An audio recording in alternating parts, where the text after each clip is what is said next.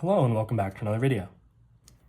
In this problem, we're asked to find an expression for the function whose graph is the given curve. In this case, the top half of the circle, x squared plus y minus 2 squared is equal to 4. So to find out what it means for the top half of the circle, let's first find the expression, right? Let's solve for y. So we take x squared plus y minus 2 squared is equal to 4. So we want to solve for y, so first let's subtract x squared. These cancel out. We have y minus 2 squared is equal to 4 minus x squared. Next, we take the square root. The square root of something is just the square root of something squared is just itself.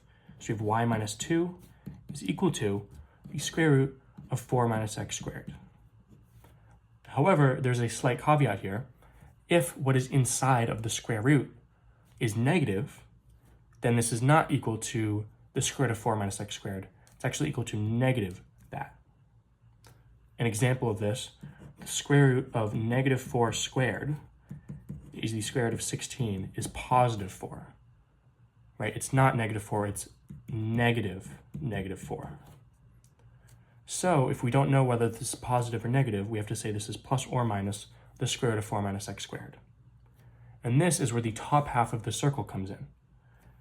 We only want the top half, so we don't want the negative portion, we only want the positive portion. If we wanted the bottom half, it would only be negative.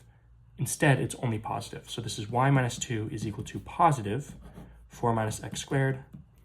And now we can just say y is equal to 2 plus the square root of 4 minus x squared.